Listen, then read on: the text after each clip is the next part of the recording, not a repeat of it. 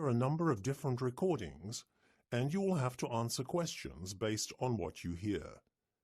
There will be time for you to read the instructions and questions, and you will have a chance to check your work.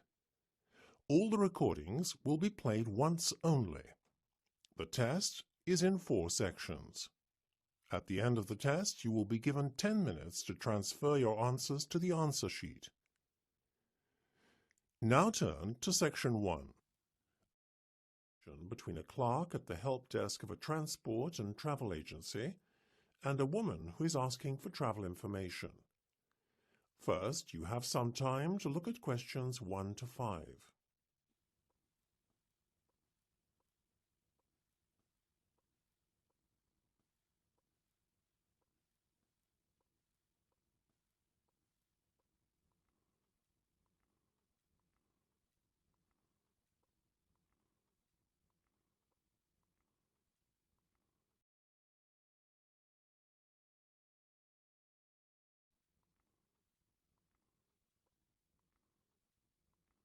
You will see that there is an example that has been done for you.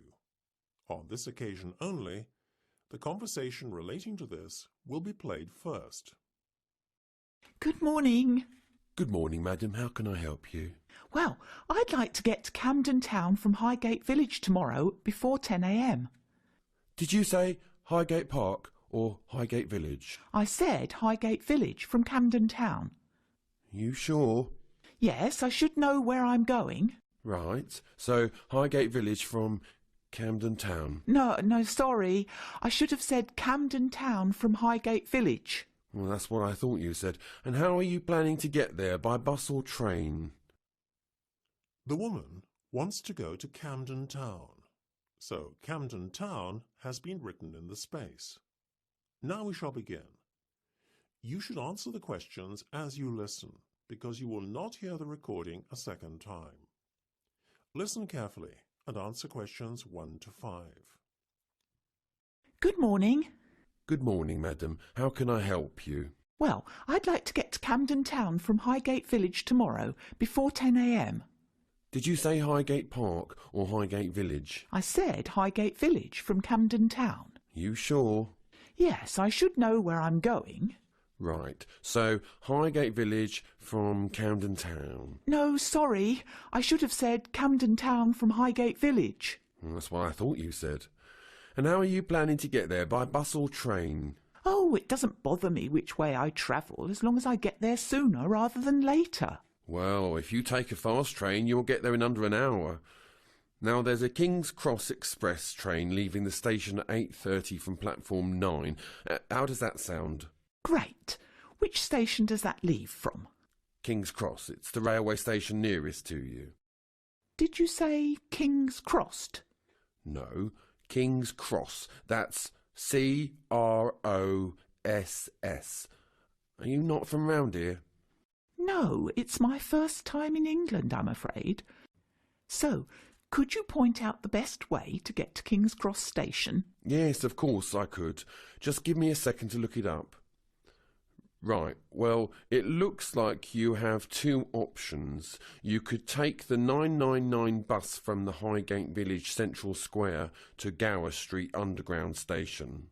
At Gower Street, take a train to King's Cross.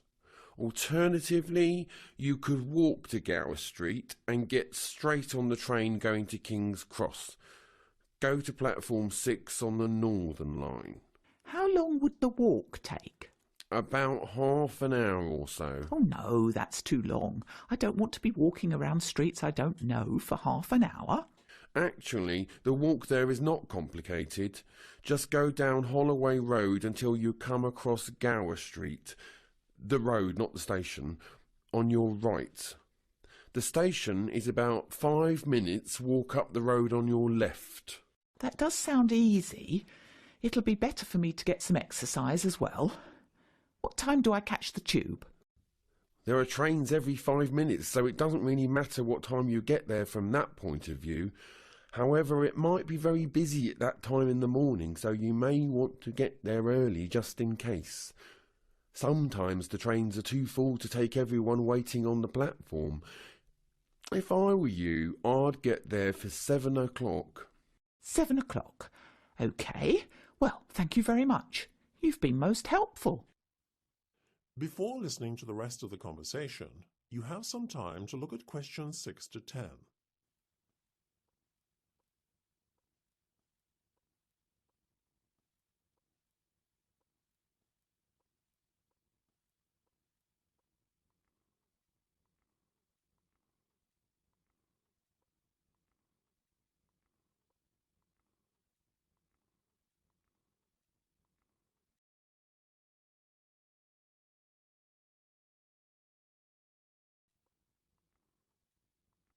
Now listen and answer questions 6 to 10.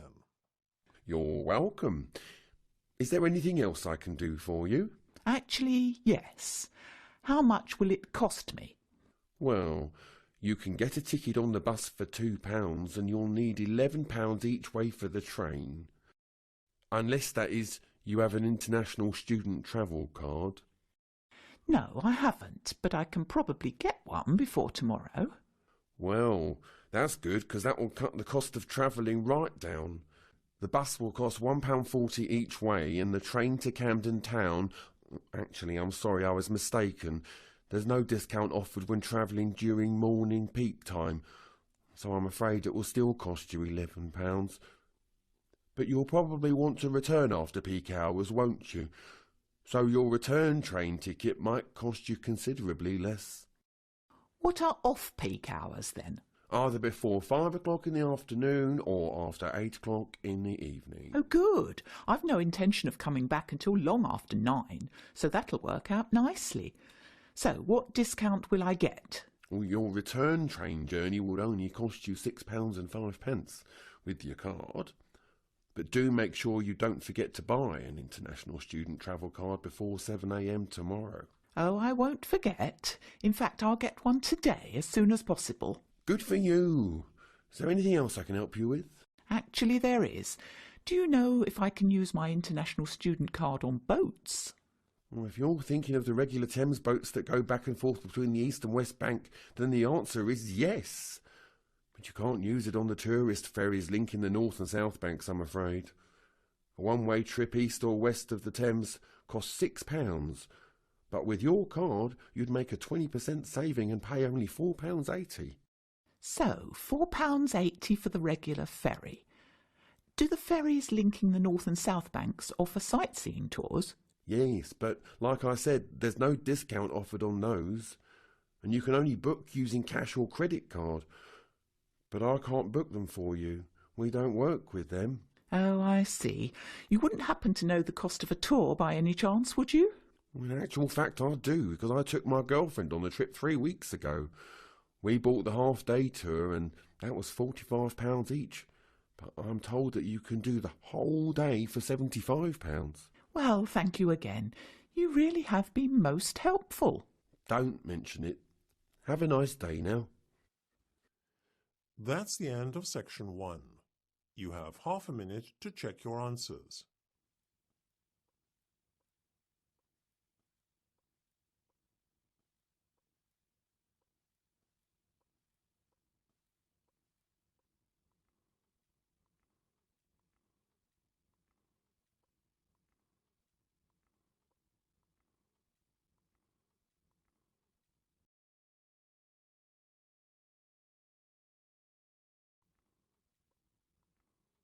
Now turn to section 2.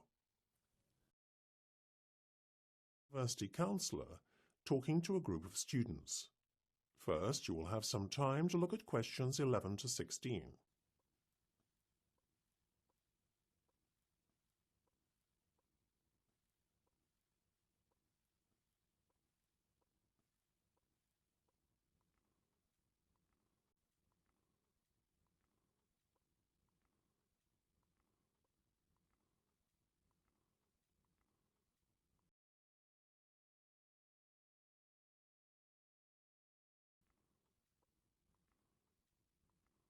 Now listen carefully and answer questions 11 to 16. Hello, everyone. I'm the counselling administrator here at King's College.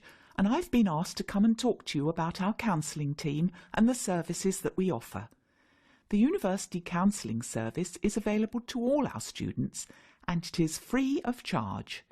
It is our belief that if you can function well psychologically, then you will find it easier to fulfil your potential both personally and academically. Our services include email counselling. We believe it is helpful to be able to write down your issues and see your own words so you can reflect on them and do so in your own time. Face-to-face individual counselling. We believe it is beneficial to talk about your issues in person at a pre-scheduled appointment time for 50 minutes. Group therapy.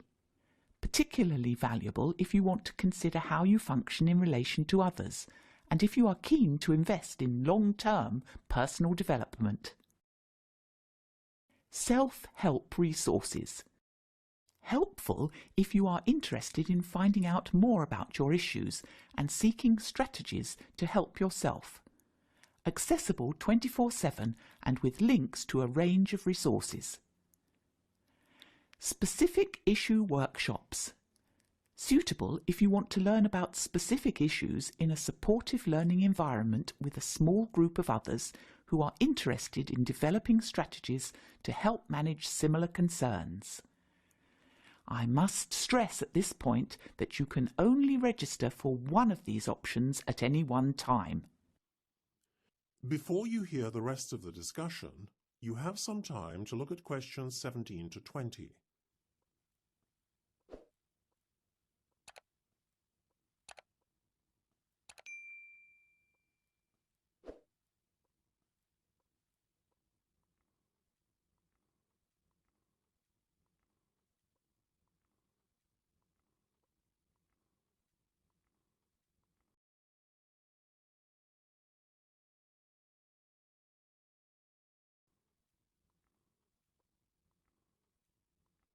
Now listen and answer questions 17 to 20.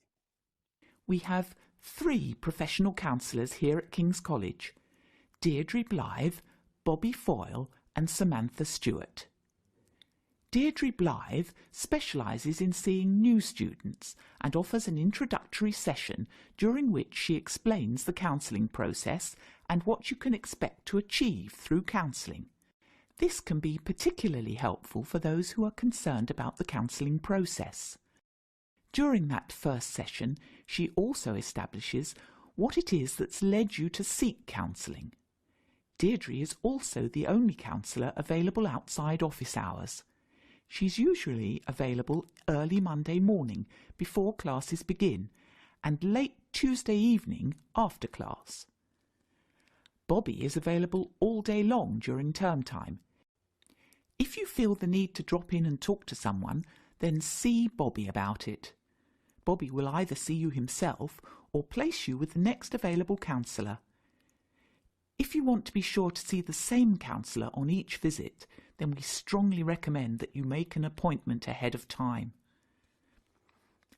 Anyone who is trying to deal with examination stress or any type of anxiety should see Samantha Stewart. Sam has an extensive background in stress management and relaxation techniques, and her repertoire includes a full range of techniques to help you cope, such as body awareness, time management, and positive reinforcement. Well, that's it. Thanks for your time.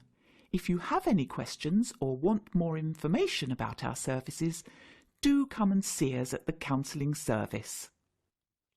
That's the end of section 2. You have half a minute to check your answers.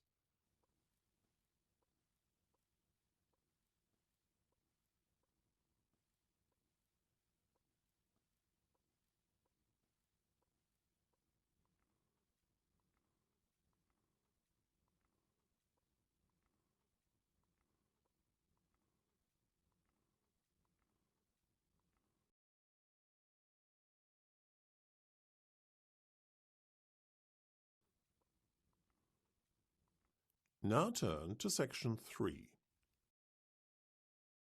Conversation between a tutor and 2 students about how to write an English literature essay. First, you have some time to look at questions 21 to 26.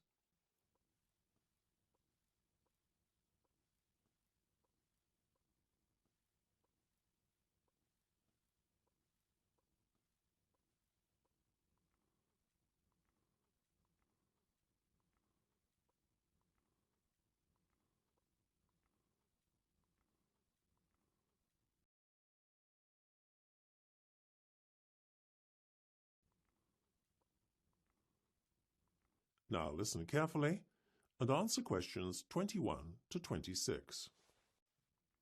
Hello, Alfred and Alice. Glad you could make it. So the two of you think you need help with essay writing, correct? Yes, we do. I mean, all the lecturers expect us to write essays, but no one has bothered to explain what's required in an English literature essay. Right, well, let's get started, shall we? Now, how basic do you want this tutorial to be? As basic as possible. Different people, different fellow students, of course, seem to disagree on what makes a good essay, so I'm very confused. Well, your number one priority is readability. But what is it that makes an essay readable? Well, it's got to be interesting and enjoyable to read and easy to understand. Write an essay that you yourself would want to read. If you wouldn't want to read your own essay, you can rest assured that no one else will. No one wants to read an essay that is a mere reiteration of facts, lecture notes, or other people's opinions. The second important point to bear in mind when writing your English literature essay is planning. Don't start writing without a goal or an idea of the key points to cover. Make a list of all the key points and ideas before you start writing. Plan your paragraphs. Look at the whole picture before you begin. Give yourself a deadline for the first 300 words. One moment. Could I write this down, please? Yes, of course. So I'll start again. 1. When should you aim to have the first 300 words written by? 2. Make a list of all the key points and ideas before you start writing. 3. Plan your paragraphs. 4. Consider the whole picture before you begin. 5. Decide what your argument is going to be. 6. Who is your reader? Well, that's a tough one. I never know who my reader is supposed to be. I usually write for myself. A lot of students make that mistake, and because they know what they mean to say, they do not bother to explain it clearly. No, your reader is the person who is actually going to read it. That is, your lecturer and fellow students. In your case, it's me and Alice. Before you hear the rest of the discussion, you have some time to look at questions 27 to 30.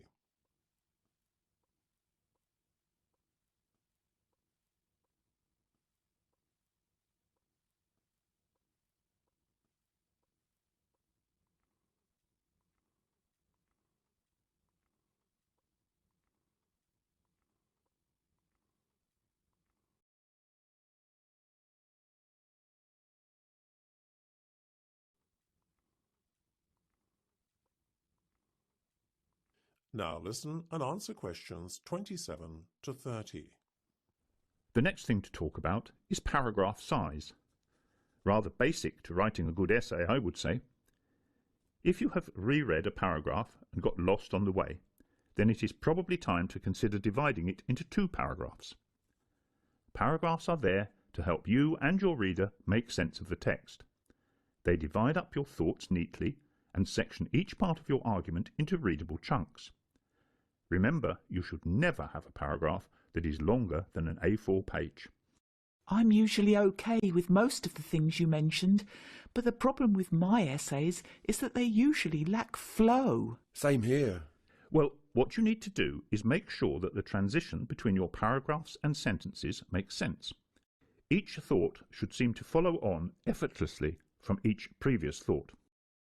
And it is at this point that we might want to use connective words and phrases such as in addition, in spite of this, however, on the other hand, and so on. Well, yes, but you need to be very careful when using connectives. Don't just use them for the sake of using them, as many students often do. Use them only when it makes sense to use them. Otherwise, you're better off not using them at all. Last but not least, your argument should be perfectly clear.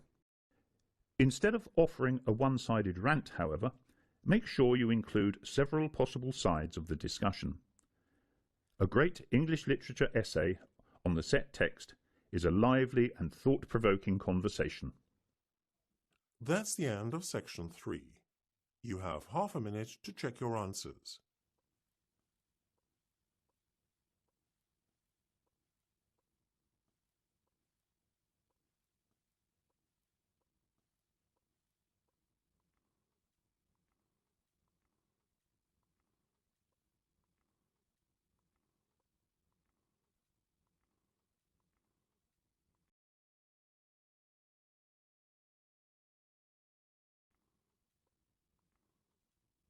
Now turn to section 4. Topic of colour psychology. First, you have some time to look at questions 31 to 40.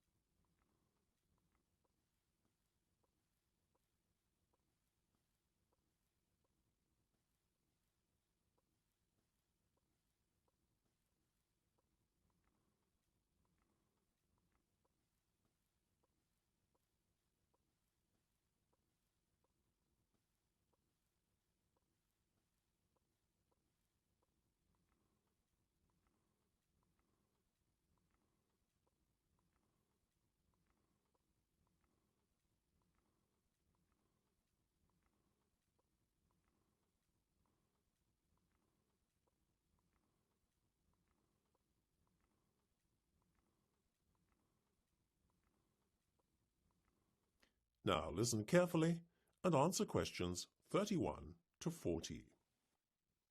Today I'm going to talk about red. Red is a strong colour that stands out particularly well from background colours. It carries many powerful associations. It often infers danger and warning and is used internationally as the colour for stop signs and traffic lights. In addition, red is the colour our face turns when we are angry, when we see red, but also when we are feeling guilty, shy or embarrassed, in other words, when we blush. Red is also the colour most associated with love. For example, the red rose. Recently, however, a new branch of science called colour psychology has found that wearing red clothing can have a considerable impact on our mood, perceptions and actions, as well as others' perceptions of us. Dressing in red can even change your physiology and balance of hormones and alter your performance in sporting contests. Given the powerful impact of the colour red on humans, it is perhaps a little surprising that many mammals, like dogs, are unable to differentiate between red and green. However, when early primates were striving to adapt to life in tropical rainforests, a new kind of cell evolved in their retina. This cell enabled them to identify red fruit in the green foliage easily.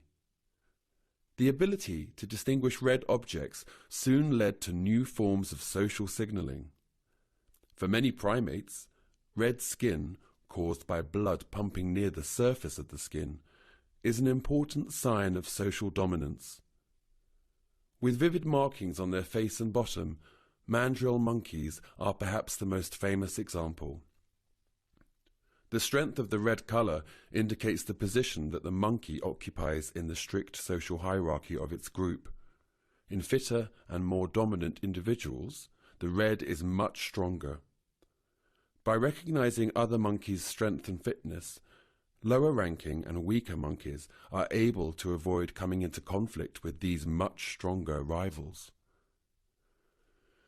In 2004, two psychologists at the University of Durham in the UK decided to investigate whether humans might react in a similar way to red.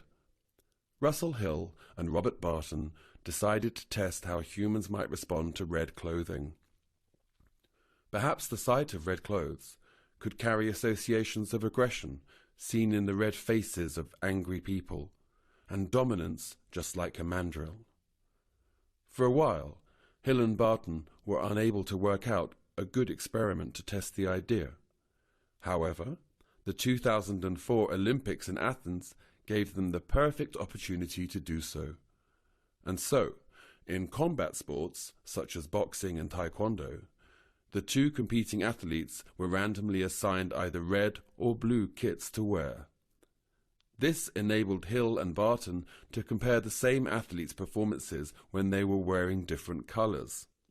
By tracking the athletes' progress through the games, they found that those wearing the red kits were about 5% more likely to win their contest than those wearing blue. So, although wearing red could not, of course, change the athlete physically, it did seem to give them a small competitive advantage. Later studies showed that the effect of wearing red was an advantage in other sports too. In football penalty taking, for example, they are less likely to score if the goalkeeper is wearing red. Although the effect of wearing red in sport is well established, the exact reason for it remains a matter of debate. There are three possibilities, of which 1, 2, or even all three have a significant impact. The first is that people who wear red feel themselves to be more dominant, which boosts their confidence, as well as triggering physiological changes, like an increased heart rate and higher testosterone levels, all of which could improve their performance. Another possibility is that the red colour might intimidate the competitor. So, in just the same way that the less dominant mandrill monkeys tend to avoid competing with the higher-ranking monkeys with crimson faces, the individual may feel socially inferior to a competitor wearing red. The third possibility is that it might have something to do with the referees who score combat sports. In one experiment, the colours of outfits and videos of taekwondo contests were changed, and then the videos were shown to experienced professional referees. Simply changing the colours of the contestants' clothing changed the way the referees scored them. Whoever was wearing red was favoured. Although these early results are fascinating, colour psychology is still a very young science, and many of its findings are still at a very early stage of development. The experimental results need to be confirmed by further studies. However, in the future, the hope is that colour psychology will help in the production of more productive working environments. That is the end of section 4. You now have half a minute to check your answers.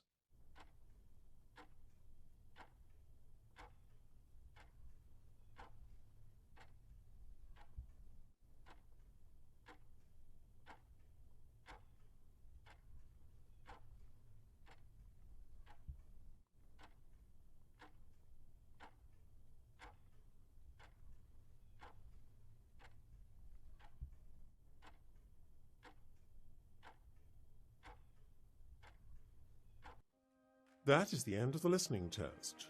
You now have 10 minutes to transfer your answers to the listening answer sheet.